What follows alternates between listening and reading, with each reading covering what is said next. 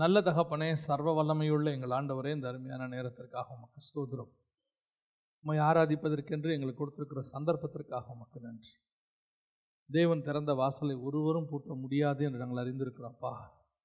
இந்த 2-3 ஆண்டு காலமாக நெருக்கடிகள் மத்தியிலே இந்த உலகம் போய்கிட்டு இருந்தாலும் உம்மை ஆராதிப்பதற்கென்று எங்களுக்கு ஒரு தருணத்தையும் ஆண்டவரே வார்த்தைகளையும் எங்களுக்கு சந்தர்ப்பங்களையும் ஏற்படுத்தி கொடுக்கிறபடினால் உமக்கு ஸ்தோத்திரம். உம்மை நோக்கி பார்க்கிறவர்களுக்கு ஆண்டவரே நீர் வழிவாசல்களை திறந்து கொடுக்கிறீரப்பா. உம்மை நோக்கி பார்த்த நாங்கள் வெட்கப்பட்டு போனதே இல்லை ஆண்டவரே. இதுவரைக்கும் நடத்தின இம்மானுவேலர் இனிமேலும் நடத்த போகிற தயவுக்காக உமக்கு ஸ்தோத்திரம். ஆண்டவரே, இப்பொழுதும் நீர் எங்களோடு கூட பேசுவீராக, இடைபெறுவீராக, உம்முடைய வசனத்தை அனுப்புவீராக. எங்கள் ஆண்டவர் இயேசுவின் நாமத்தில் பிதாவே, அல்லேலூயா. உன்னத பாட்டின் புஸ்தகம் 1ஆம் அதிகாரம் 4வது வசனம், என்னை இழுத்து கொள்ளும் உமக்கு பின்னே ஓடி வருவோம் அப்படின்னு இருக்கு. இது இந்த உன்னத பாட்டின் புஸ்தகங்கிறது மணவாட்டி சபைக்கும் மணவாளனுக்கும் நடக்கிறதான ஒரு கான்வர்சேஷன். மணவாட்டி சபையும் மணவாளனும் எப்படி, அதாவது புதிய ஏற்பாட்டு சபையை பற்றி சொல்லப்பட்டிருக்கிறது, எப்படி இருக்கிறார்கள், அவர்களுக்குள்ளே இருக்கக்கூடியதான ஐக்கியம், இது முழுக்க முழுக்க ஸ்பிரிச்சுவல். இந்த புக்கு 8 அதிகாரமும் முழுக்க முழுக்க எப்படி இருக்குது, ஸ்பிரிச்சுவலாக இருக்குது. அதனால தான் இதுக்கு பேர் உன்னத பாட்டு அப்படின்னு வச்சுருக்கிறாங்க. பொதுவாக இதை நம்ம உலக பிரகாரமாக சாதாரணமாக படிக்கக்கூடாது. படித்தா ஒன்றும் புரியாது. இது படித்தா ஒரு சாலமோனுக்கும் அவனுடைய சூலமெத்தியாளுக்கும் நடக்கிறதான ஒரு கான்வர்சேஷன் போல தான் இருக்கும். ஆனால் இது உண்மையிலே என்னன்னு கேட்டிங்கன்னு சொன்னால், தேவனுக்கும் அதாவது இயேசு கிறிஸ்துவுக்கும் மணவாட்டி சபைக்கும் உள்ளதான ஒரு கான்வர்சேஷன்.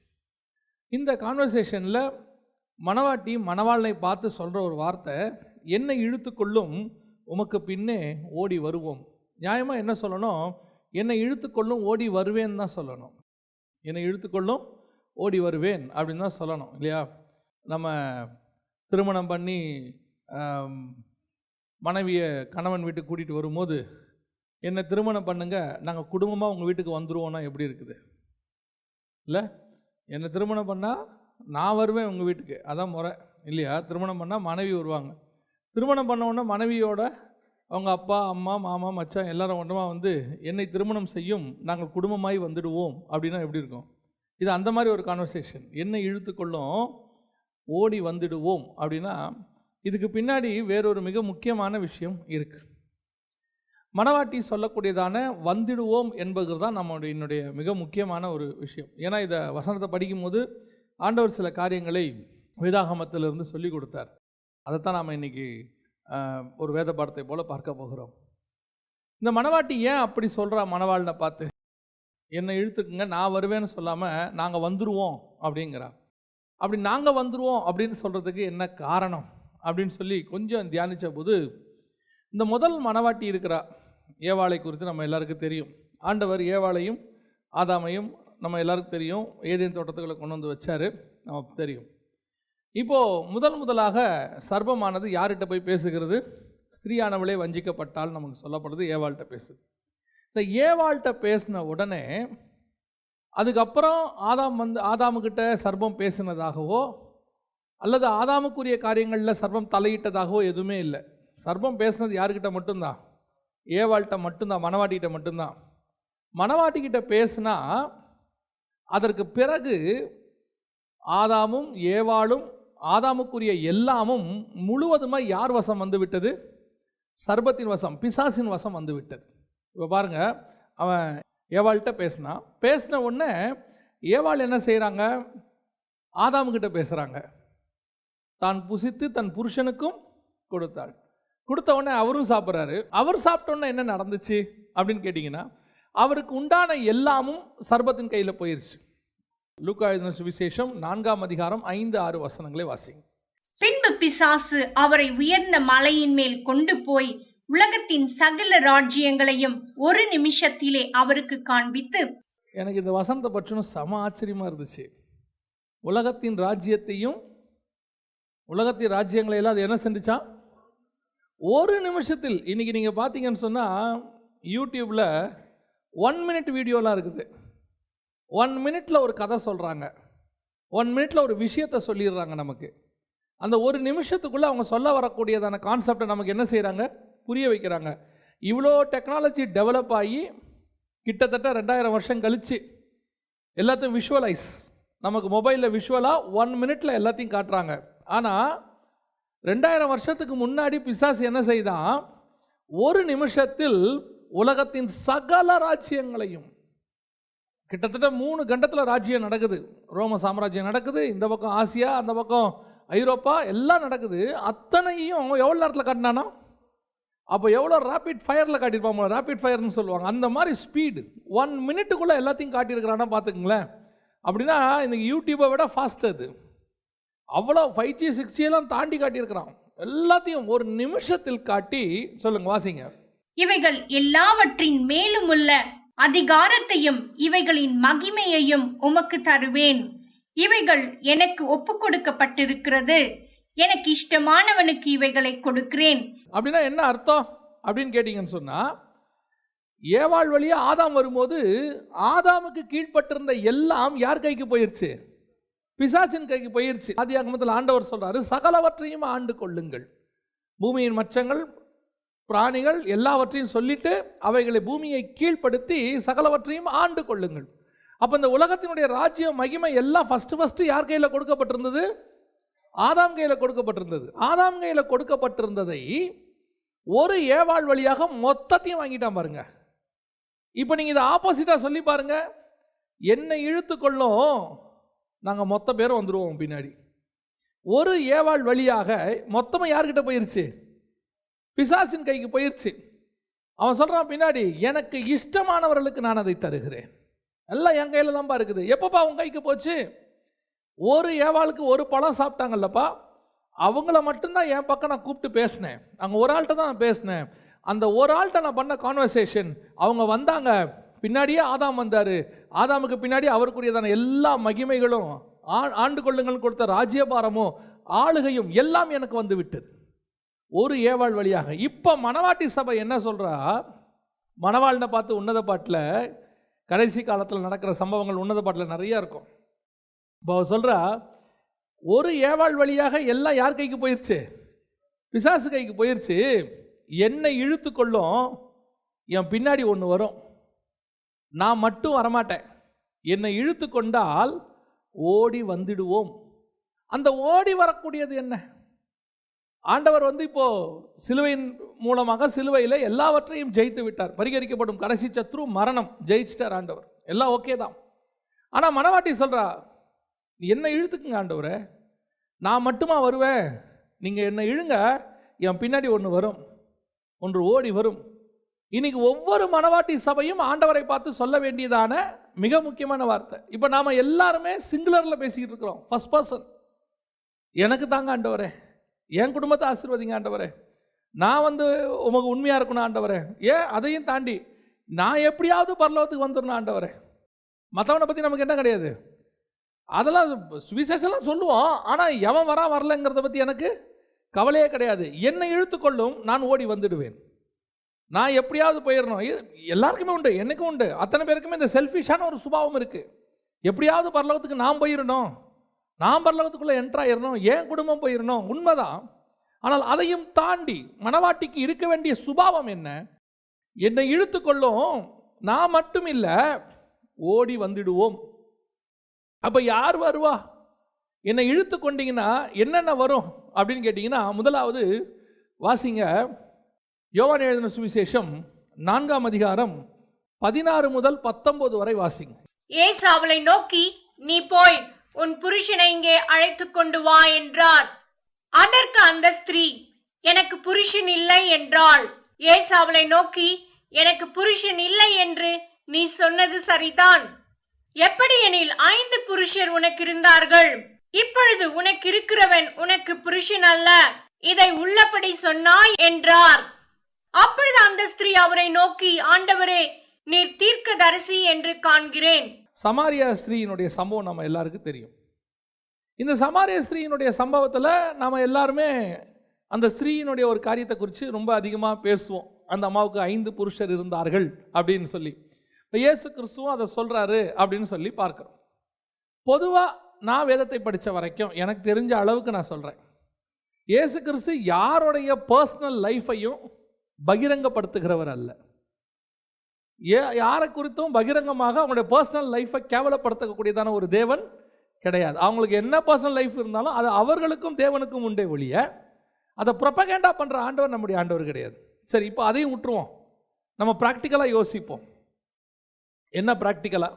நாம் ஒரு இடத்துல தண்ணி குடிக்க போயிருக்கிறோம், தண்ணி கேட்க போயிருக்கிறோம். ஒரு இடத்துல தாகமாக இருக்குது, கொஞ்சம் என்ன கொடுங்க, தண்ணி கொடுங்கன்னு கேட்குறோம். தண்ணி கொடுக்குற இடத்துல அந்த அம்மா சொல்கிறாங்க, ஏங்க, இப்போ நம்ம ஊர்லலாம் அப்படி சொல்லுவாங்க, ஏங்க நான் போய் உங்களுக்கு தண்ணி கொடுக்கலாங்களா அப்படின்னு சொல்லி கான்வர்சேஷன் வரும்போது அந்த அம்மாவை பார்த்து, 5 கணவன் இருக்கிற அம்மாவே எனக்கு கொஞ்சம் தண்ணி கொடுங்க அப்படி கேட்போமா? கேட்க நம்மளால் முடியுமா? நம்ம சாதாரணமாக கேட்போமா? அப்படி இயேசுநாதர் சொல்கிறாரு, உண்மைதான், 5 பேர் இருந்தாங்க, 5 பேரும் புருஷன் இல்லை, இப்போ இருக்கிறவனும் இல்லைன்ட்டார், இப்போவும் உனக்கு புருஷன் இல்லைன்ட்டார். இப்போ இது எப்படி ஒரு ஒரு அதுவும் நம்ம ஆண்டவர் போய் அப்படி பேசுவாரா? நம்ம ஆண்டவர் அப்படிப்பட்ட சுபாவம் உடையவரா அப்படின்னு இதை தியானிக்கும் போது நம்ம ஆண்டவர் அப்படி பேசக்கூடியதான தேவன் இல்லை. அவருக்கு பின்னாடி இந்த சம்பவம் வேற இருக்குது, இப்போ நம்ம பார்க்க போகிறோம். எனக்கு இந்த கான்வர்சேஷனை படிக்கும் போது ரொம்ப சந்தோஷமான ஒரு விஷயம் என்னென்னா, அந்த இடத்துல ஆண்டவர் பேசக்கூடியது சமாரிய ஸ்திரியை குறித்து. சமாரிய ஸ்திரியை குறித்து பேசும் பொழுது அந்த சமாரியர்களுடைய கடவுள்கள் எத்தனை அப்படின்னு வசனம் சொல்லுது. வாசிங்க, 2 ராஜாக்களின் புஸ்தகம் 17ஆம் அதிகாரம் 28 முதல் 31. அப்படி அவர்கள் சமாரியாவிலிருந்து கொண்டு போயிருந்த ஆசாரியர்களில் ஒருவன் வந்து பெத்தேலிலே குடியிருந்து கர்த்தருக்கு பயந்து நடக்க வேண்டிய விதத்தை அவர்களுக்கு போதித்தான். ஆனாலும் அந்தந்த ஜாதி தங்கள் தங்கள் தேவர்களை தங்களுக்கு உண்டு பண்ணி அந்தந்த ஜாதியார் குடியேறின தங்கள் தங்கள் பட்டணங்களில் சமாரியர் உண்டு பண்ணின மேடைகளின் கோவில்களில் வைத்தார்கள். பாபிலோனின் மனுஷர் சுக்கோத் பெனோத்தையும், கூத்தின் மனுஷர் நேர்காலையும், ஆமாத்தின் மனுஷர் அசிமாவையும். இந்த அசிமான்றது எனக்கு ரொம்ப ஆச்சரியமா இருந்துச்சு இதை தியானிக்கும் போது. இப்போ லேட்டஸ்டாக சில வருஷங்களுக்கு முன்னாடி வந்த ஒரு ஜப்பானுடைய ரோபோட், ஹியூமனாய்ட் ரோபோட்னு சொல்லுவாங்க, அந்த ரோபோட்டோடைய பேர் அசிமோ. அந்த அசிமோ இங்கே அசிமான்னு இருக்குது. இந்த இடத்துல பார்த்தீங்கன்னா அசிமான்னு இருக்குது. ஜப்பானுடைய ரோபோட்டுக்கு பேர் என்ன இருக்குது? அசிமோ அப்படின்னு இருக்குது. அது ஒரு அசிமோ டெக்னாலஜின்னு சொல்லுவாங்க. ரொம்ப ஆச்சரியமாச்சு. ஒருவேளை ஜப்பானீஸில் அதுக்கு வேறு அர்த்தமோ என்னமோ தெரியாது. இந்த 2 பேரும் ஒரே மாதிரி இருந்துச்சு பார்க்கறதுக்கு, எனக்கு அப்படி தோணுச்சு. அடுத்து 4வது ஆவியர் நிபேகாசையும் தர்த்தாக்கையும் உண்டாக்கினார்கள். செப்பர்வியர் செப்பர்வாயீமின் தேவர்களாகிய அத்ரமலைக்குக்கும் அன்னமலைக்குக்கும் தங்கள் பிள்ளைகளை அக்கினியில் தகனித்து வந்தார்கள். இப்போ 5 புருஷர் இருக்கிறாங்க அந்த இடத்துல, 5 மேடைகள் இருக்குது, 5 பேர் அங்கே 5 கடவுள்கள் இருக்கிறாங்க. ஒன்று பாபிலோனிய கடவுள், 2வது கூத்தின் கடவுள், 3வது ஆமாத்தின் கடவுள், 4வது ஆவியரின் கடவுள், 5வது செப்பர்லாயின் கடவுள். இதுதான் சமாரியர்கள் உண்டு பண்ணதான மேடை. சமாரியருடைய 5 கடவுள்கள். ஒவ்வொருத்தருக்கும் ஒவ்வொரு கடவுள்கள் இருக்கும். சிலருக்கு 10 கடவுள் இருக்கும், சிலருக்கு 100 கடவுள் இருக்கும். இப்படி கடவுள்கள் நிறையா இருக்கும் பாருங்களேன். கிரேக்கர்களுக்கெல்லாம் நிறைய கடவுள்கள். சமாரியாவிற்கு 5 கடவுள். இப்போ ஆண்டவர் எதை பற்றி சமாரிய ஸ்திரீகிட்ட பேசுகிறாருன்னா, அவள் பர்சனல் லைஃப்பை பற்றி பேசல. ஒருவேளை அவள் பர்சனல் லைஃப்பில் அப்படி இருக்குதா என்ன நமக்கு தெரியாது. ஆனால் அவகிட்ட கர்த்தர் பேசுகிற விஷயம் என்ன தெரியுமா? ஏன் நான் உங்களுக்கு அதை சொல்கிறேன் அப்படின்னு கேட்டிங்கன்னு சொன்னால், அந்த யோவான் எழுதின சுவிசேஷத்தை நீங்கள் 4ஆம் அதிகாரத்தில் கீழே வாசிக்கும் போது கர்த்தர் சொல்லக்கூடியதான புருஷன் யாரு அப்படின்னு அந்த இடத்துல தெளிவாக இருக்குது. நல்லா கவனிங்க, 18வது வசனம் வாசிங்க. 4:18 யோவான். எப்படி எனில் 5 புருஷர் உனக்கு இருந்தார்கள், இப்போது உனக்கு இருக்கிறவன் உனக்கு புருஷன் அல்ல. ஆனா 17ஆம் வசனத்தில் அவ என்ன சொல்றா பாருங்க. அதற்கு அந்த ஸ்திரீ எனக்கு புருஷன் இல்லை என்றாள். ஆனா ஆண்டவர் சொல்றாரு இப்போது இருக்கிறவன் உனக்கு என்னங்க, எனக்கு புருஷனே இல்லைங்கிற. அவர் சொல்றாரு இப்போ இருக்கிறவன் உனக்கு என்ன இல்லை. அப்படின்னா என்ன அர்த்தம்? சமாரியர்களுக்கு 5 கடவுள்கள் உண்டு. அந்த கடவுள்களை விட்டுட்டு சமாரிய ஸ்திரீ இப்போ எங்க வந்துட்டா? நியாயப்பிரமாண யூதர்கிட்ட வந்துட்டா, யூத முறைமைக்குள்ள வந்துட்டா. இப்போ ஆண்டவர் சொல்றாரு, நியாயப்பிரமாணப்படி இருக்கிற இந்த புருஷரும் இந்த மெத்தடும் உனக்கு கிடையாது. இங்க ஒருத்தர் இருக்கிறாரு, இவர்தான் உண்மையான மணவாளன். இவர் யார் என்று தெரிந்திருந்தால் நீ அவர்கிட்ட தாகத்துக்கு தண்ணி தா என்று கேட்டிருப்பார். ஆண்டவர் சொல்லக்கூடியது அவருடைய பர்சனல் லைஃப்பை பற்றி பேசல. ஆண்டவர் சொல்றாரு 5 புருஷர்களுக்கு இருந்தாங்க. சமாரியர்களுக்கு 5 புருஷர்கள், 5 கடவுள்கள். இப்போ நீ இருக்கிறிய, இதுவும் உனக்கு புருஷன் இல்லை. ஏன் புருஷன் மணவாட்டி மணவாள்னு அர்த்தம் அதுக்கு. ஆண்டவர் இஸ்ரவேலை பார்த்து சொல்லும்போது நீ இவ்விதமாக என்னுடையவள் ஆனாய் அப்படின்னு சொல்லி 16ஆம் அதிகாரம் எசேக்கியேலில் சொல்கிறார். அதோடைய அர்த்தம் என்ன அப்படின்னு கேட்டால் தேவன் மணவாளன், இவன் மணவாட்டி. அப்போ சமாரியர்களுக்கு மணவாளன் யாருன்னா 5 பேர் இருந்தாங்க. இப்போ இஸ்ரவேலர்களை பற்றி சொல்லும்போது நீ என்னை விட்டுட்டு எகிப்தியர்களோடு கூட அசிரியர்களோடு நீ விபச்சாரம் பண்ணினாயின்னு கர்த்தர் சொல்கிறார். எதை சொல்கிறார்? ஸ்பிரிச்சுவலாக சொல்கிறார். அந்த கடவுளை தேடினன்னு சொல்கிறார். அப்போ அப்படி பண்ணால் அது அவர்களுக்கு புருஷனாக அர்த்தம், ஸ்பிரிச்சுவலி மணவாளன் அர்த்தம். 5 மணவார்கள், அந்த 5 பேரும் இல்லை. இப்போ நீ இருக்கிறிய இங்கே எங்கே இருக்கிற? யாக்கோபு கிணத்துக்கிட்ட உட்காந்துக்கிட்டு இருக்கிறிய, நியாயப்பிரமாணத்தின் முறைப்படி இருக்கிறிய, இதுவும் கிடையாது. அப்போ யாரு? இங்கே ஒருத்தர் இருக்கிறாரு, இவர் தான் மணவாளன். அதை தான் அங்கே சொல்ல வர்றாரு. அப்போ அவர் சொல்கிறாரு கீழே, இயேசு அவளை நோக்கி, எப்படி எனில் 5 புருஷர்கள் உனக்கு இருந்தார்கள், இப்போது இருக்கிறவன் உனக்கு புருஷன் அல்ல, இதை உள்ளபடி சொன்னாய் என்றார். நல்லா கவனிச்சுக்கொள்ளுங்க. இப்போ இந்த ஸ்திரீயை கர்த்தர் அழைக்கிறார். சமாரிய ஸ்திரீகிட்ட கர்த்தர் பேசுனதுக்கு ஒரு ரீசன் இருக்குது. போய் அங்கே பேசும்போது கர்த்தர் சும்மா சமாரிய ஸ்திரீகிட்ட தண்ணி குடிக்க போல, சமாரிய ஸ்திரீயை இழுத்தா என்னை இழுத்து கொள்ளும் ஒரு கூட்டம் பின்னாடி வரும். வசனம் வாசிங்க, 16வது வசனம் வாசிங்க. இயேசு அவளை நோக்கி, நீ போய் உன் புருஷனை இங்கே அழைத்து கொண்டு வா. நான் உன்னை கூப்பிட்றேன்ல, உன்னுடைய வேலை நீ என்ன தெரிஞ்சுக்கிறது மட்டும் இல்லை, நீ போய் எதை கூப்பிட்டு வரணும்? இன்னொருத்தர் இருக்கிறான் உள்ள, அவனை கூட்டிகிட்டு வரணும்.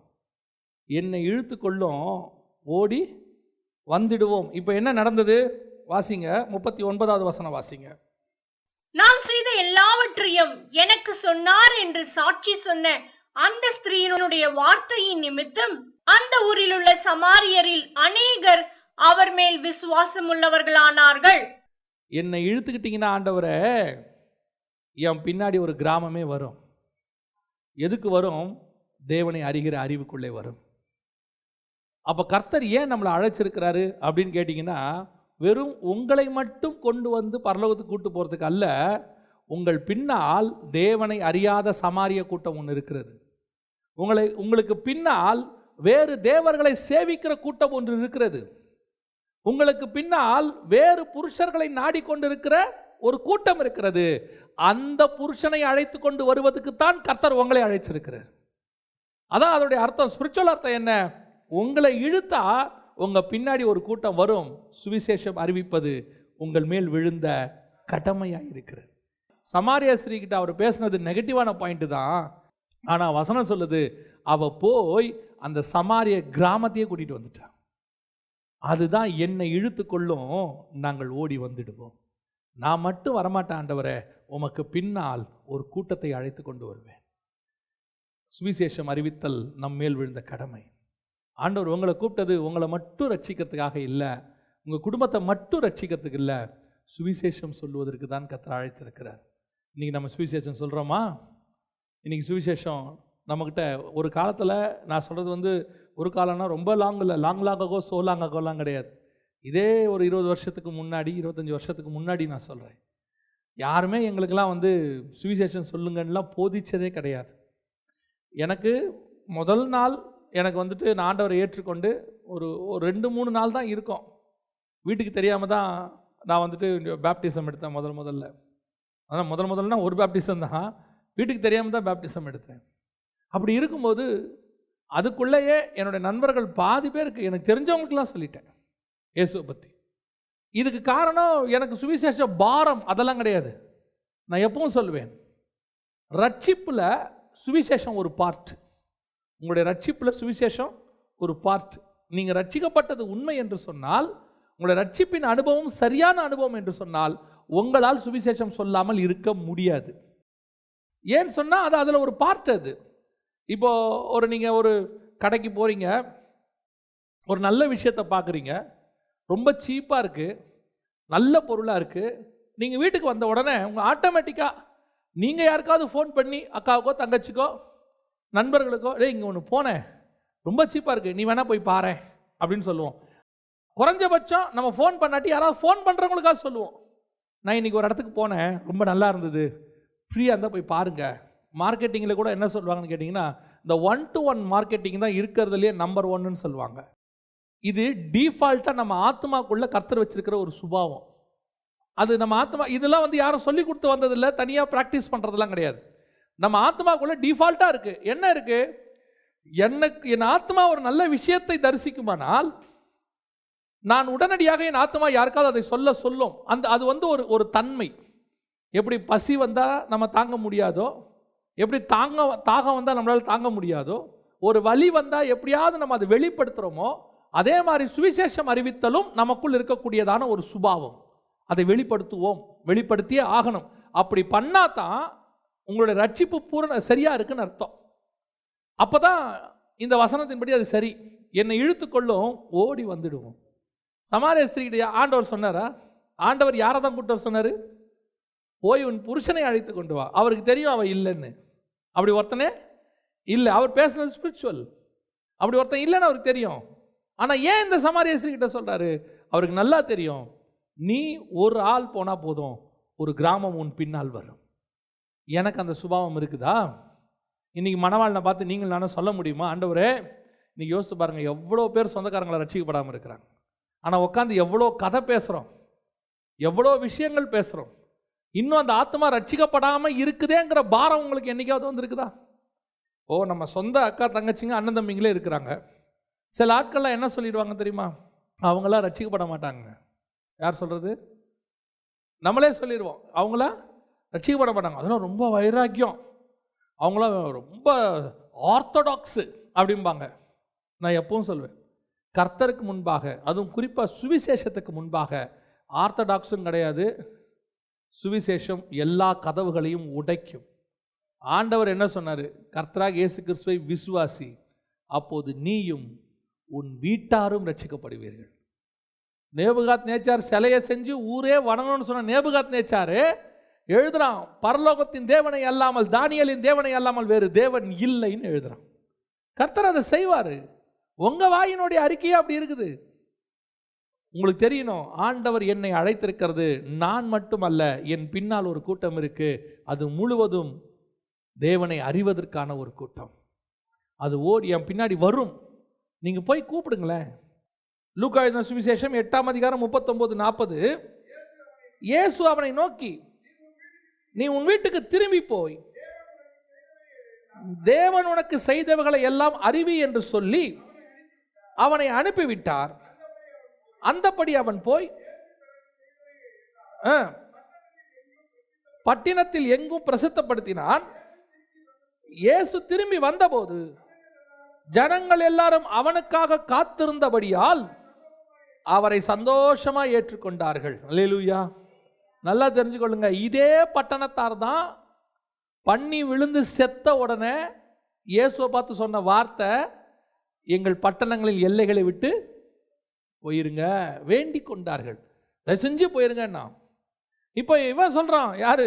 அந்த பிசாசு டெலிவரன்ஸ் ஆனவன் சொல்கிறான், ஆண்டவரை என்னையும் கூட்டு போயிருங்க, இவனுங்கிட்ட என்னை விட்டுட்டு போயிடாதீங்க, உங்களையே வேணான்ட்டாங்க, என்னை எப்படி பார்ப்பானுங்க? ராகாப் என்னும் வேசி அப்படின்றத இன்னைய வரைக்கும் சொல்லுவான். ராகாப் வேசியா இருந்தாங்க, இப்ப இல்லை. அந்த அம்மா பாவத்தில் இருந்தது உண்மை. மத்தேயு எழுதின சுவிசேஷம் 1:5 சல்மோன் போவாசை ராகாப்பினிடத்தில் பெற்றானா, ராகாப் என்ற வேசியினிடத்தில் பெற்றானா? அப்ப பைபிள் அவளை இப்ப என்னவா பார்க்கல, அது அதோட முடிஞ்சிருச்சு, அவ்வளவுதான். அந்த வேசி அப்படின்னு இல்லை, அது முடிஞ்சிருச்சு, அவ்வளவுதான். Fast is over. ஒரு பழைய காரியம் முடிஞ்சுன்னா முடிச்சு, ஓவர், அவ்வளோதான். இப்போ அவன் பிசாஸ் பிடிச்சவன் டெலிவர் ஆகிட்டானா டெலிவரன்ஸ் முடிஞ்சிருச்சு. இன்னும் திருப்பி இவர் ஒரு காலத்தில் பிசாஸ் பிடிச்சவர், இவர் ஒரு காலத்தில் சங்கிலியில் கட்டப்பட்டிருந்தார். அதை அவன் போய் சாட்சியாக சொன்னானா வேற, நான் ஒரு காலத்தில் என்ன இப்படி இருந்தோம், கர்த்தர் என்னை விடுதலை ஆக்கினாருங்கிறது சாட்சி. இப்போ வசனம் எங்க என்ன சொல்லுது? அந்த வசனம் வாசிச்சு பாருங்க. 8 அவன் சொல்கிறான், ஆண்டவரை நான் வரேன். ஆண்டவர் சொல்கிறாரு, நீ இங்கேயே போ, திரும்பி போ, இந்த பட்டணத்தில் போய் ஜனங்களுக்கு இதை அறிவி.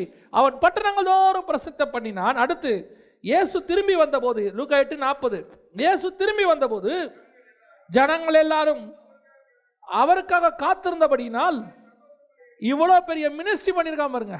ஒத்தாளு ஒரு பட்டணம் ரட்சிக்கப்பட்டிருக்குது. ஜனங்கள் சந்தோஷமாக ஏற்றுக்கொண்டார்கள். எந்த ஜனங்க? கொஞ்ச நாளைக்கு முன்னாடி தான் எங்கள் ஊரை விட்டு வெளியே போங்கன்னு சொன்னாங்க.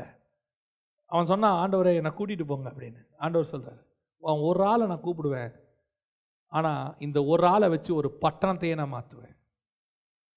இதுதான் கர்த்தர் உங்ககிட்ட எங்கிட்ட எதிர்பார்க்கிறது. கர்த்தர் எதிர்பார்க்குற மிக முக்கியமான விஷயம், உன்னுடைய குடும்பத்தில் இன்னும் ஏன் ரட்சிக்கப்படாதவங்க இருக்கிறாங்க, இன்னும் ஏன் உங்கள் சொந்த குடும்பத்துக்குள்ளே இருக்கிறாங்க அப்படின்னா, கர்த்தர் உங்களை நம்பி இருக்கிறார். ஏன் உங்களை இழுத்தா உங்கள் மூலமாக உங்கள் குடும்பம் வரும் என்று கர்த்தர் அறிகிறார். இது முதலாவது சுவிசேஷம் அறிவித்தல் நம்மேல் விழுந்த கடமை. ஆண்டவர் அதுக்கு தான் உங்களை என்னை இழுத்திருக்கிறார். Each and everybody. இது நிறைய பேர் என்ன நினச்சிக்கிறாங்கன்னா, ரட்சிக்கப்பட்டேன், பரலோகத்துக்கு போகிறேன், அது வரைக்கும் ஆயத்தப்படுறேன். சுவிசேஷம் அறிவிக்கிறது வேறு யாருடைய வேலை, அதெல்லாம் ஊழியக்காரங்க இல்லை. சுவிசேஷம் அறிவித்தல் அத்தனை பேருடைய வேலை. எவ்ரிபடி, எல்லாருடைய வேலையும் அங்கே சொல்லப்படுகிறது. ரெண்டாவது, இதே மாதிரி ஒரு சம்பவம் இருக்குது பாருங்க. இதே மாதிரி ஒரு சம்பவம் வாசிங்க. அப்போஸ்தலர் நடபடிகள் 10ஆம் அதிகாரம் 3வது வசனத்தை வாசிங்க. பகலில் ஏறக்குறைய 9ஆம் மணி நேரத்திலே தேவனுடைய தூதன் தன்னிடத்தில் வரவும், கொர்நேலியுவே என்று அழைக்கவும் பிரத்யட்சமாய் தரிசனம் கண்டு. இப்போ கொர்நேலியுவுக்கு ஒரு அழைப்பு வருது. கொர்நேலியுவுக்கு ஒரு அழைப்பு வருது. கொர்நேலியுவை ஆண்டவர் கூப்பிடுறார், ஒரு தூதனை அனுப்பி கூப்பிடுறார். கொர்நேலியு யாரு? இத்தாலி பட்டணத்தை சேர்ந்த செசரியா பட்டணத்தை சார்ந்ததான ஒரு மனுஷன். அங்கே வசனம் அப்படி தான் சொல்லுது. கொர்நேலியு அங்கே இருக்கிறார். இப்போ கர்த்தர் கொர்நேலியுவை கூப்பிடுறார். கொர்நேலியுவே அப்படின்னு தூதனை அனுப்பி கூப்பிடுறார். எதுக்காக கொர்நேலியுவை கூப்பிட்டாரு? கொர்நேலியு ஒரு பக்திமான், தர்மம் செய்கிறவன், அவன் ஆண்டவருக்கு உண்மை உள்ளவன், எல்லாம் அவனை பற்றின சாட்சி அங்கே இருக்குது. 10ஆம் அதிகாரத்தில் அவனை பற்றி நல்ல சாட்சி இருக்குது. 2ஆம் வசனம், அவன் தேவபக்தி உள்ளவனும் தன் வீட்டார் அனைவரோடும் தேவனுக்கு பயந்தவனுமாய் இருந்து ஜனங்களுக்கு மிகுந்த தர்மங்களை செய்து எப்பொழுதும் தேவனை நோக்கி ஜெபம் பண்ணி கொண்டிருந்தான். எல்லாம் கரெக்ட்பா, பர்ஃபெக்ட். இவனை பற்றி குறை சொல்கிறதுக்கு ஒன்றும் இல்லை. சமாரிய ஸ்திரீ மாதிரியோ அல்லது பிசாசினால் விடுதலையான அந்த மனுஷனை மாதிரியோ எதுவும் சொல்கிறதுக்கு ஒன்றும் இல்லை. Perfect person, perfect. ஆனால் இப்போ கொர்நேலியுவுக்கு ஒரு அழைப்பு வருது. கொர்நேலியு, நீ நல்ல பிலீவர். சமாரிய ஸ்திரீ பிலீவர் கிடையாது. பிசாசினால் பிடிச்சி விடுதலையான மனுஷன் பிலீவர் கிடையாது. அவங்க அப்போ தான் பிலீவராக மாறுறாங்க. அவங்கள எதுக்கு ஆண்டவர் அங்கே இருக்க சொன்னார்னா, அவங்க மூலிமா ஒரு கூட்டத்தை கொண்டு வருவது. இவன் கர்த்தருக்கு பயந்த ஒரு மனுஷன், தேவபக்தி உள்ளவன். ஆனால் இவனுக்கு ஒரு அழைப்பு வருது, கொர்நேலியுவே அப்படின்னு கூப்பிட்றாரு.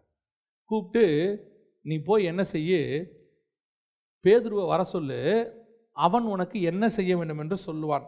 6வது வசனம், அவன் தோல் பதடுகிறவனாக சீமோன் என்னும் ஒரு இடத்தில் தங்கி இருக்கிறான். அவனுடைய வீடு கடற்கரை ஓரத்தில் இருக்கிறது. நீ செய்ய வேண்டியதை அவன் உனக்கு சொல்லுவான். இப்போ பேதுரு வந்தாதான் என்ன செய்யணுன்றதையே சொல்ல போறாரு. யாருக்கு? கொர்நேலியுஸ்க்கு. கொர்நேலியுவுக்கு என்ன கட்டளை? நீ போய் என்ன செய்ய, அவனை கூப்பிட்டு அனுப்பு, அவன் உனக்கு என்ன செய்யணும்னு சொல்லுவான். நான் கொர்நேலியு பண்ண வேலை என்ன தெரியுமா?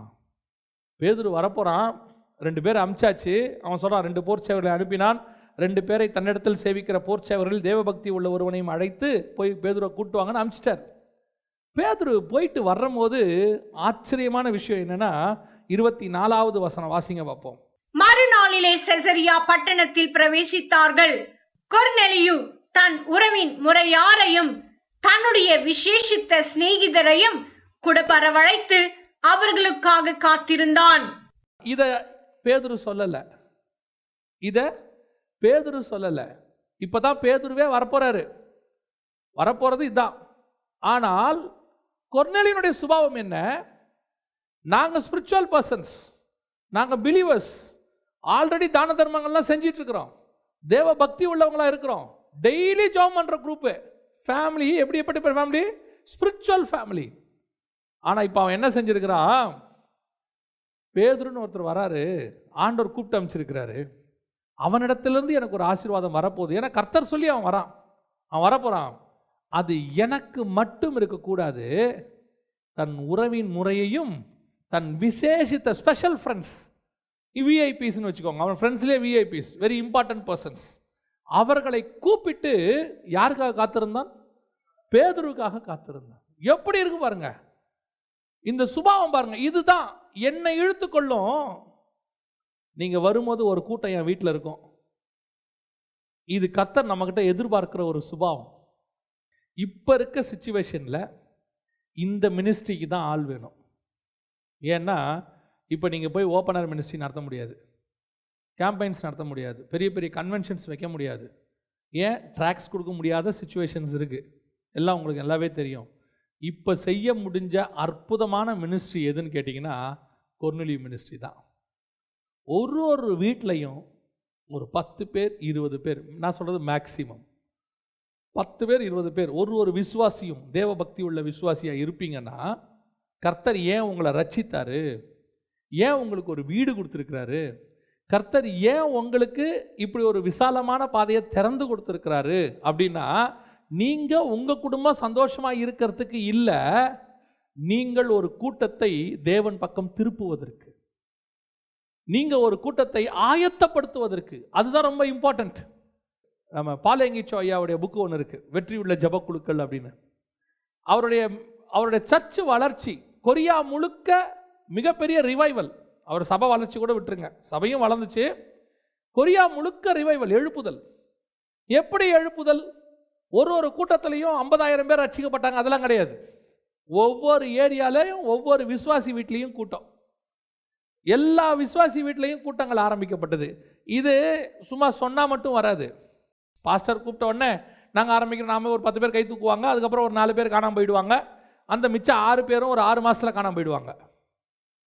இது ரிவைவல், கர்த்தர் ஏற்படுத்தின உடனே ஒவ்வொரு வீட்லேயும் கூட்டங்கள் ஆரம்பிக்க அந்த தேசம் முழுவதும் எழுப்புதல் தீ பற்றி எரிந்தது. ஸோ இன்னைக்கு செய்ய முடிஞ்ச சக்ஸஸ்ஃபுல்லான மினிஸ்ட்ரி எது அப்படின்னு கேட்டிங்கன்னா கொர்நேலியுஸோட மினிஸ்ட்ரி. உங்களை ஏன் கர்த்தர் அழைச்சிருக்கிறாரு? உங்களை மட்டும் பரலோகத்துக்கு கொண்டு போவதற்கு அல்ல, உங்கள் மூலம் உங்கள் உறவின் முறையையும் விசேஷித்த நண்பர்களையும் கர்த்தர் நடத்த விரும்புகிறார். இது கர்த்தர் எதிர்பார்க்குற ஒரு மிக முக்கியமான ஒரு கூட்டம். என்னை ஏன் இழுத்தீங்க ஆண்டவரே? நான் மட்டும் அல்ல, என்னுடைய உறவின் முறையிலையும் என் நண்பர்களையும் ஒரு கூட்டம் இருக்குது. எல்லா விசுவாசி வீட்லையும் ஒரு கூட்டம் நடக்கணும். அதுவும் இந்த காலத்தில் கண்டிப்பாக நடக்கணும். நீங்கள் ஒருவேளை கடைசி காலம் வருகை நெருங்கிக்கிட்டு இருக்குது, ஆண்டவர் ரொம்ப சமீபம் சீக்கிரமாக வரப்போகிறாரு, எல்லாம் நமக்கு தெரியுது, தெளிவாக தெரியுது. ஆனால் என்ன ஆண்டவருக்கு நம்ம கொண்டு போக போகிறோம்? ஆண்டவர்கிட்ட நீங்கள் சந்திக்க போகும்போது, பரலோகத்துக்கு போகும்போது என்ன கொண்டு போவீங்க? உங்ககிட்ட இருக்கிறதுல ஒன்றுமே வரப்போகிறதில்ல, எதுவும் வரப்போகிறதில்ல. நீங்கள் அதை யூஸ் பண்ணி சுவிசேஷம் சொல்லுங்கள். குறிப்பாக வீட்டுக்கூட்டம் நடத்துங்க. ஒரு 10 பேர், உங்கள் ஏரியாவில் இருக்கிற ஒரு 10 பேர் அவங்களுக்கு சொல்ல வேண்டிய சுவிசேஷம். இங்கே பாருங்க, அவன் உள்ளே வரான், என்ன நடந்துச்சுன்னு மட்டும் பாருங்க. 10ஆம் அதிகாரம் 44. இந்த வார்த்தைகளை இப்போ ஆண்டவர் கூப்பிட்டு பேதுருவை பற்றி பேசிட்டு இருக்கிறார். பேதுரு ஏஞ்சி பிரசங்கம் பண்ண ஆரம்பிச்சிட்டார். இந்த வார்த்தைகளை பேதுரு பேசி கொண்டிருக்கையில் வசனத்தை கேட்ட யாவர் மேலும் பரிசுத்த ஆவியானவர் இறங்கினார். அவ்வளோதான், நல்லா தெரிஞ்சுக்கொள்ளுங்க. தனியாக அவர் இது நடத்தலை, அனாயிண்டிங் தனியாக ஒரு அபிஷேக கூட்டம்லாம் நடத்தவே இல்லை. அவர் பேசிக்கிட்டே இருக்கிறாரு, பரிசுத்த ஆவியின் அபிஷேகம் இறங்க தொடங்கியது. அவ்வளோதான். ஜனங்கள் பற்பல பாஷைகளை பேச தொடங்கினார்கள். அங்கே வசனம் சொல்லுது, அவர்கள் பல பாஷைகளை பேசுகிறதையும் தேவனை புகழுகிறதையும். 45வது வசனம். பேதுருவோடு கூட வந்திருந்த விருத்த சேதனமுள்ள விசுவாசிகள் கேட்டபோது, அப்போ புறஜாதியார் நடுவில் கர்த்தர் கிரியை செய்கிறாருங்கிறது, மிகப்பெரிய அளவில் பரிசுத்த ஆவி ஊற்றப்படுகிறார் என்பதை அப்பதான் பார்க்குறாங்க யூதர்கள். தேவன் புறஜாதியார் மத்தியில் கிரியை செய்கிறாரியா, பரிசுத்த ஆவி ஊற்றப்படுது, இதெல்லாம் பார்க்குறாங்க. இவ்வளோ பெரியதான ரிவைவலுக்கு யார் காரணம்? ஒரு மனுஷன் வீட்டை திறந்து கொடுத்தது, கொர்நேலியுடைய மினிஸ்ட்ரி. ஆண்டவர் சொல்லலை கொர்நேலியும் வீட்டில் மீட்டிங் நடத்துன ஆண்டவர் சொன்னது, பேதுரு உனக்கு என்ன செய்யணும்னு சொல்லுவான்னு தான் சொன்னார். ஆனால் கொர்நேலியுவுக்கு தெரிஞ்சிச்சு, பேதுரு வரும்போது ஒரு பெரிய பிளஸ்ஸிங் இருக்குது, ஸ்பிரிச்சுவல் பிளஸ்ஸிங். அது எனக்கு மட்டும் இருக்கக்கூடாது, என் சொந்தக்காரனுக்கும் இருக்கணும், என் ஃப்ரெண்ட்ஸுக்கும் இருக்கணும். இதுதான் என்னை இழுத்துக்கொள்ளும், ஓடி வந்துடுவோம். ஆண்டவர் என்ன கூப்பிடுங்க, என் மூலமா ஒரு பெரிய கூட்டத்துக்கே பிளஸ்ஸிங் வரும், பெரிய ஆசீர்வாதம் வரும். பாருங்க, இவங்க பரிசுத்த ஆவியை பெற்றுக்கொண்டாங்க. அடுத்து அவர் என்ன சொல்றாரு? 48வது வசனம். கர்த்தருடைய நாமத்தினாலே அவர்களுக்கு ஞானஸ்நானம் கொடுக்கும்படி கட்டளையிட்டான். அப்பொழுது சில நாள் அங்கே தங்கும்படி அவனை வேண்டிக் கொண்டார்கள். இப்ப யோசிச்சு பாருங்க, சர்ச்சு ரெடி ஆயிடுச்சு கொர்நேலியுஸ் வீட்டில். பரிசுத்த ஆவி அபிஷேகம் வந்தாச்சு, பேப்டிசமும் முடிஞ்சிச்சு, அங்க ஒரு பெரிய கூட்டம் நடக்குது. ஒரே ஒரு ஆள் யார் காரணம்? கர்த்தர் எழுப்பின கொர்நேலியு என்கிற ஒரு மனுஷன். அவனுக்கு டிஃபால்ட்டா தோணுது, வரப்போறது ஒரு பெரிய பிளஸ்ஸிங்யா, அதை நான் மட்டுமல்ல, என் சொந்தக்காரர்களும் பெறணும், என் நண்பர்கள் பெறணும். இந்த தாட் உங்களுக்கு எனக்கும் வரணும். இந்த கடைசி காலத்தில் இருக்கிறதுலையே பெஸ்ட்டு மினிஸ்ட்ரி எனக்கு தெரிஞ்சு நம்பர் 1 எதுன்னு கேட்டால் வீட்டுக்கூட்டம் நடத்துறது தான் இப்போ. ஆனால் ஒவ்வொரு வீடும் கொர்னேலியஸ் வீடு மாதிரி மாறணும். ஒவ்வொரு வீட்டுக்குள்ளேயும் பரிசுத்த ஆவி, நான் சொல்கிறேன், கடைசி கால எழுப்புதலுக்கு அது ஒரு பெரிய காரணமாக இருக்கும். இப்போ இந்த மீடியா மினிஸ்ட்ரிலாம் சொல்கிறாங்க, பெரிய மீடியாவில் ஆண்டவர் பேசுகிறாரு, அது இது காலத்தின் கட்டாயம். இது காலத்தின் கட்டாயம், வேறு வழி இல்லை, பிரசங்கம் பண்ண முடியல, அதனால் பண்ணிக்கிட்டு இருக்கிறாங்க. ஆனால் நான் சொல்கிறேன், நேராக ஜனங்களை பார்த்து பேசுகிற அந்த எஃபெக்ட் வேறு எதுலேயுமே வராது. அப்படி எல்லார் வீட்லேயும் நடக்கணும். இது இப்போ நடந்தால் ரொம்ப நல்லது. இந்த காலகட்டத்தில், அடைக்கப்பட்ட காலத்தில் அந்த மாதிரி உங்கள் வீடுகளில் ஒரு 10லேருந்து 20 பேர் வரைக்கும் கூட்டம் நடந்தால் ரொம்ப நல்லது. ஒவ்வொரு வீடும் கொர்னேலியஸ் வீடாக மாறும். அல்லேலூயா. கடைசியாக வாசிங்க, யோவான் எழுதின சுவிசேஷம் 11ஆம் அதிகாரம் 28வது வசனத்தை வாசிங்க. இவைகளை சொன்ன பின்பு அவள் போய், யார்? மார்த்தாள் போய் தன் சகோதரியாகிய மரியாளை ரகசியமாய் அழைத்து, போதகர் வந்திருக்கிறார், உன்னை அழைக்கிறார் என்றார். அது பெரிய ஒரு அற்புதமான ஒரு சம்பவம். அது யோவான் 11ஆம் அதிகாரத்தில் உங்கள் எல்லாருக்கும் தெரியும், லாசரு மரித்து உயிரோடு கூட ஆண்டவர் எழுப்ப போகிறாரு. அந்த அற்புதம் நடக்க போது.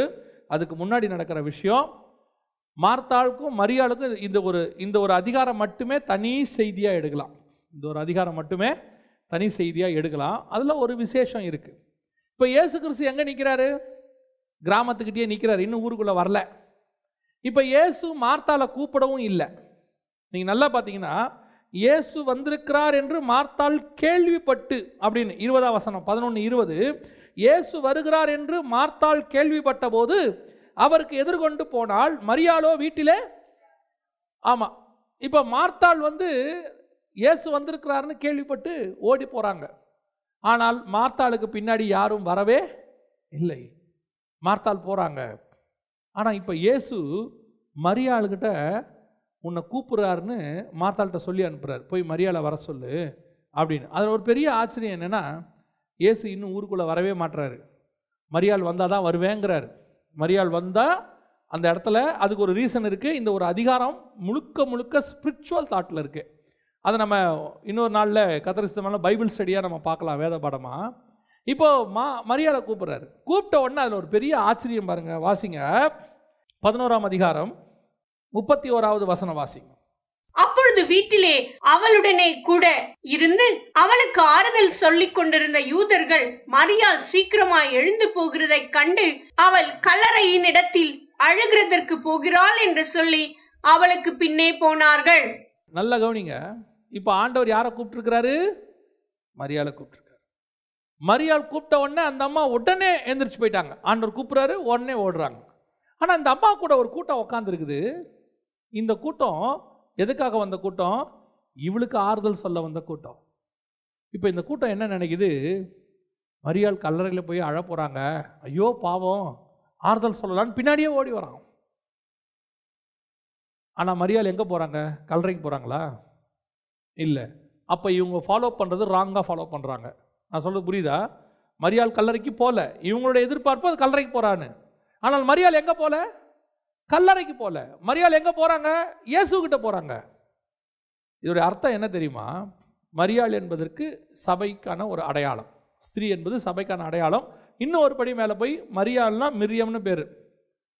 மிர்னா சபை, சிமிர்னா சபைக்கான ஒரு அடையாளமாக இருக்குது. அதான் நான் சொன்ன அது ஒரு பைபிள் ஸ்டடி.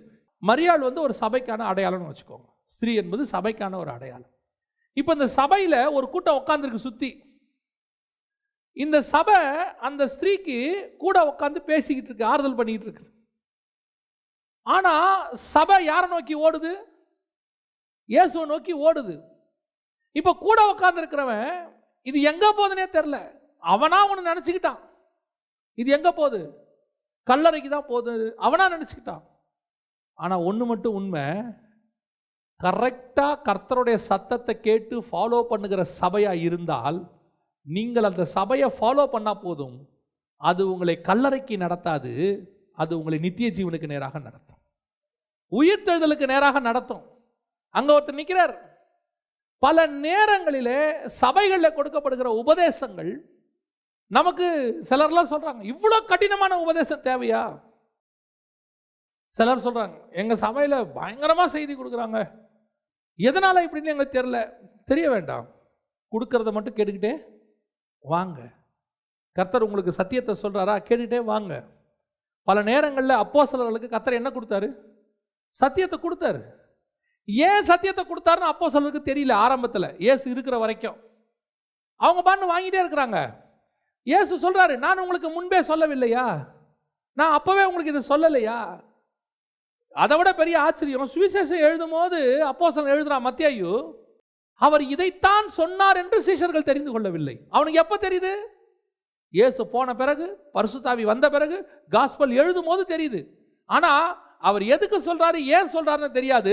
நான் அவரை ஃபாலோ பண்ணிட்டே இருப்பேன், அவருக்கு பின்னாடி போயிட்டே இருப்பேன். ஏன்? ஒரு நாள் அவர் என்னை நித்திய ஜீவனுக்கு நேராக நடத்துவார். நான் பின்னாடி ஓடிட்டே இருப்பேன். ஒருவேளை எனக்கு தோணும், அதான் நான் சொல்லுவேன், சபையை தவறாம கலந்துக்கணும். சபை கூடி வருவதை சிலர் விட்டு விடுகிறது போல நீங்கள் என்ன செய்யக்கூடாது? சில நேரத்தில் சபை அடைக்கப்பட்ட காலத்தில் அது வேற, அது எப்படியோ உங்களுக்கு கர்த்தர் கொண்டு வந்து வார்த்தையை கொடுத்துட்றாரு, ஆன்லைன் வழியாகவோ ஏதோ ஒரு வழியில் கொடுத்துட்றாருன்னு வச்சுக்கோங்களேன். சபை திறக்கப்பட்ட போது கண்டிப்பாக என்ன செஞ்சிடணும்? இப்போ உங்கள் பிள்ளைய ஆன்லைன் கிளாஸ் இருக்குது, ஸ்கூல் திறந்த உடனே கண்டிப்பாக நம்ம என்ன செய்கிறோம்?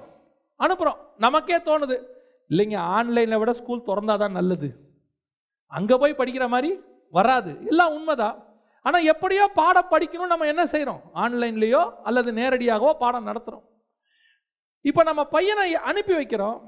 ஒரு பையன் 100 எடுக்கிறான், ஒரு பையன் 90 எடுக்கிறான், ஒரு பையன் 70 எடுக்கிறான், ஒருத்தன் ஃபெயில் ஆகிறான். ஆனால் ஸ்கூலுக்கு என்ன பண்ணுறோம்? அனுப்பிட்டே இருக்கிறோம். அனுப்புங்க. அவன் ஒரு நாள் இல்லை ஒரு நாள் கண்டிப்பாக அவன் படிப்பான். படித்து எப்படியாவது அவன் என்ன செய்வான்? பாஸ் பண்ணுவான். அவன் பாஸ் பண்ணி அடுத்த கட்டத்துக்கு போவான். அதே மாதிரி தான் நீங்கள் சபைக்கு வந்துக்கிட்டே இருங்க. இங்கே கொடுக்கப்படுகிற உபதேசங்கள் சரியான உபதேசத்துக்கு நான் சொல்கிறேன், சரியாக உபதேசம் கொடுக்குற சபைகளுக்கு சொல்கிறேன். அந்த சபையை நம்ம வசனத்தை கேட்டுக்கிட்டே இருந்தோம் என்றால் ஒரு நாள் அந்த வசனம் உங்களை உயிர்த்தெழுதலுக்கு நேராக நடத்தும். அது கல்லறைக்கு நேராக நடத்தாது. நம்ம வேணா நினச்சிக்கலாம், இப்படி ரெகுலராக சர்ச்சுக்கு போயிட்டு இருக்கிறோமே என்ன பிரயோஜனம், வாரம் செய்தி கேட்குறோமே என்ன பிரயோஜனம். நான் எங்கள் சபையில் உட்காந்து எங்கள் பாஸ்டர்கிட்ட கிட்டத்தட்ட 92லேருந்து 2004 வரை ஒரு 12 வருஷம் உட்காந்து செய்தி கேட்டிருக்கிறோம். ஊழியக்காரன் ஆவேன்னு நினச்சி செய்தி கேட்கல, ஒரு பைபிள் டீச்சர் ஆவேன்னு செய்தி கேட்கல, இல்லை பின்னாட்களில் இப்படிலாம் ஊழியம் பண்ணுவோன்னு நினச்சிலாம் கேட்கல. எங்களுடைய வேலை கர்த்தருடைய வார்த்தையை போய் கேட்பது. எனக்கு ஆண்டவர் அதை சொல்லிக் கொடுத்து, அவ்வளோதான். நீ மிஸ் பண்ணாமல் கேட்கணும், வாரம் போய் கேட்கணும். எப்படி நீ ஸ்கூலுக்கு லீவ் போடாமல் போனால் நல்லதோ, அதே மாதிரி ஒரு ஆராதனை கூட மிஸ் பண்ணாமல் நான் எங்கே போவேன்? போய் உட்காந்தாங்க மரியாளோட உட்காந்துருக்கிற மாதிரி நான் போய் இயேசுவோட உட்காந்துருக்கணும். உட்காரு. ஒரு நாள் மரியாள் ஏஞ்சி போவா, சபை போகும். இது எங்கெங்க போகுது? நீ அது பின்னாடி ஃபாலோ பண்ணிட்டே இரு, அது கொண்டு போய் உன்னை இயேசு இருக்கிற இடத்துல சேர்த்துரும். அதான் பவுல் சொல்றாரு, நான் கிறிஸ்துவை பின்பற்றுகிறது போல நீங்கள் என்ன செய்யுங்க? என்னை பின்பற்றுங்க, என்ன ஃபாலோ பண்ணுங்க. ஓ, உன்னையா ஃபாலோ பண்ண? கிறிஸ்துவ தானே. நான் கிறிஸ்துவை பின்பற்றுகிறதுனால சொல்றேன், நீங்க என்ன ஃபாலோ பண்ணுங்க, நான் கண்டிப்பா உங்களை கொண்டு போய் இயேசுகிட்ட சேர்த்துருவேன்றாரு பவுல். அந்த கான்ஃபிடென்ட் அவருக்கு இருந்துச்சு. அந்த கான்ஃபிடென்ட் சபைக்கு இருக்கணும், ஒவ்வொரு சபைக்கும் இருக்கணும். அதான் நான் எப்பவும் சொல்வேன், என் சபைக்குள்ளே காலை வச்சாச்சுன்னா அவன் கண்டிப்பாக பரலோகத்துக்கு போவாங்கிற ஒரு நம்பிக்கை இங்கே நடத்துகிறவங்களுக்கும் இருக்கணும், உட்காந்து கேட்குறவங்களுக்கும் இருக்கணும். இப்போ நம்ம யோசிச்சு பாருங்களேன், ஒரு ஸ்கூலில் கொண்டு போய் பிள்ளையை சேர்க்கும் போது என்ன கான்ஃபிடென்ட்டில் சேர்க்குறோம்? கண்டிப்பாக என் பையன் என்ன செய்வான்? பாஸ் பண்ணி நல்ல நிலைமைக்கு வருவான். அவனை சேர்த்துக்கிறவங்களுக்கும் என்ன தோணுது? கண்டிப்பாக இவனை பாஸ் பண்ண வைக்க முடியும். இந்த கான்ஃபிடென்ட் அவங்களுக்கு கூட குறைவாக இருக்கும். சில நேரத்தில் கூப்பிட்டு சொல்லிவிடுவாங்க ஸ்கூலில், இந்த பையன் பாஸ் பண்ண மாட்டான், நீங்கள் வேறு ஸ்கூல் கூப்பிட்டு போயிருங்க, எங்கள் ஸ்கூல் பேர் கெட்டுருன்னு. ஆனால் நான் சொல்லுவேன், சபைக்கு அப்படி ஒன்று கிடையவே கிடையாது. ஒரு சத்தியத்தில் நிற்கிற சபைக்குள்ளே ஒரு விசுவாசி கால் வைத்து விட்டால் அந்த விசுவாசி நரகத்துக்குள்ள கால் வைக்கவே மாட்டான். அந்த சபை அந்த விசுவாசி கொண்டு போய் பரலோகத்தில் சேர்த்துரும். அந்த கான்ஃபிடென்ட் சபைக்கு வரணும், ஒரு ஊழியக்காரனுக்கும் வரணும். நான் மரியாதை ஃபாலோ பண்ணுவையா, ஆனால் மரியாள் கல்லறைக்கு போக மாட்டா, கர்த்தரிடத்திலே போவாள். மரியாள் மரணத்துக்கு நேராக போக மாட்டாள், ஜீவனுக்கு நேராக போவாள். மரியாள் புதைச்சவங்கிட்ட போக மாட்டா, உயிர்த்தெழுதல் பண்ணுகிறவர்கிட்ட போய் நிற்பாள். அந்த கான்ஃபிடென்ட் தான் உங்களுக்கு எனக்கும் வரணும். இருக்கா? கர்த்தர் ஏன் மரியாதை இழுக்கிறார் தெரியுமா? மார்த்தாளை இழுத்தா எவனும் வரமாட்டான் பின்னாடி, அவன் மட்டும் வருவா, கேட்பா, போவா. ஆனால் நீ மரியாதை இழுத்து பாரு, ஒரு கூட்டமே பின்னாடி வரும். யோவான் 11:42 வாசி. நீர் எப்பொழுதும் எனக்கு செவி கொடுக்கிறீர் என்று நான் அறிந்திருக்கிறேன். ஆனாலும் நீர் என்னை அனுப்பினதை சூழ்ந்து நிற்கும் ஜனங்கள் விசுவாசிக்கும்படியாக அவர்கள் நிமித்தம் இதை சொன்னேன் என்றார். நான் இப்போ ஏன் இந்த ஜெபத்தை பண்ணி இந்த கல்லறையெல்லாம் திறக்கிறேன்னா, எனக்காக இல்லை, எனக்கு தெரியும் நீங்கள் செய்வீங்கன்னு. எதுக்காக? இந்த சூழ்ந்து நிற்கிறவனுக்காக. அவர்கள் நிமித்தம் சொன்னேன். அப்போ இந்த சூழ்ந்து நிற்கிறவன்லாம் இங்கே வரணும்னா அதை கொண்டு வரத்துக்கு ஒரு ஆள் வேணும். நான் நிற்கிறது கிராமத்துக்கிட்டே நிற்கிறேன், நான் இன்னும் ஊருக்குள்ளேயே வரல. இயேசு சொல்றாரு, மார்த்தாளை எங்கே சந்தித்தாரோ அங்கேயே நின்று கொண்டிருந்தார். வசனம் அப்படிதான் சொல்லுது. நான் ஊருக்குள்ள வரல, நான் இங்கே தான் நிற்கிறேன். ஆனால் நான் நிற்கிற இடத்துக்கு ஒரு கூட்டம் வரும், அதை கொண்டு வரத்துக்கு ஒரு கீ பர்சன் வச்சிருக்கிறேன். அது மார்த்தாளா மரியாளா, ரெண்டு பேரும் ஒரே வீட்டுக்குள்ள தான் இருக்கிறாங்க. ரெண்டு பேருமே அவர்கிட்ட தான் வசனம் கேட்டவங்க. ரெண்டு பேருமே லாசருக்கு அக்கா தான், அதில் எந்த மாற்று கருத்தும் இல்லை. ஆனால் லாசர் உயிர்த்தெழுதுறது ரொம்ப சிம்பிள் ஆண்டவருக்கு. ஏன்னா அவர் முன்னாடியே சொல்லிட்டாரு, வாங்க நம்ம போய் லாசர் என்ன செய்ய போகிறோம், உயிர்த்தெழ பண்ண போகிறோம். அவர் நினச்சிருந்தா நேராக போய் கல்லறையை சீசரில் கூப்பிட்டு கல்லறை தூக்குப்பா, கல்லெடு, லாசர் வா போகலான்னு கூப்பிட்டு போய் நேராக வீட்டில் விட்டுருக்கலாம். ஆனால் பரலோகத்தினுடைய திட்டம், லாசர் உயிர்த்தெழும்போது ஒரு பெரிய கூட்டம் பிதாவின் பக்கம் திரும்ப வேண்டும். அந்த பிதாவின் பக்கம் திருப்புவதற்கு அங்கே இருக்கிற ஒரே ஒரு கீ பர்சன் யாருன்னா மார்த்தாள் அல்ல, மரியாள். என்னை இழுத்து கொள்ளும், ஓடி வந்துடுவோம், நாங்கள் ஒரு குரூப்பாக வந்துடுவோம். ஆண்டவரே, கர்த்தர் ஏன் சும்மா இழுக்கிறாரா யாரையாவது? சில நேரத்தில் நம்ம நினைக்கிறோம், ஏன் அவங்கள செலக்ட் பண்ணுறாரு, ஏன் இவங்கள செலக்ட் பண்ணுறாரு, இவங்களெல்லாம் ஏன் கூப்பிட்றாரு?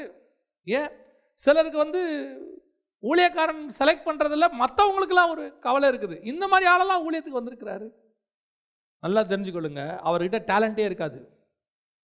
அவர் சமாரியஸ்திரியாவே இருப்பார், டேலண்டே இருக்காது. அவருக்கு வேறு ஒன்றுமே தெரியாது. மார்த்தாள் மாதிரி பயங்கரமான உலக ஞானம்லாம் இருக்காது. அது எப்போ பார்த்தாலும் பாதத்தில் உட்காந்துருக்கிற ஆளாகவே இருக்கும். மரியாள் மாதிரி பல லாங்குவேஜஸ் தெரியாது, நல்லா படிச்சிருக்காது. ஆனால் கர்த்தர் அவர் தான் செலக்ட் பண்ணுவார். ஏன் தெரியுமா? அவருக்கு தேவை அற்புதம் செய்கிற ஒரு ஆள் அல்ல, அவருக்கு தேவை நல்லா ஊரை கட்டக்கூடிய, ராமசேஸுக்கு ஊரு கட்டக்கூடிய அறிவாளி அல்ல. அவருக்கு தேவை ஒரு கூட்டத்தை நடத்தக்கூடியவன் ஒருத்தன் தேவை.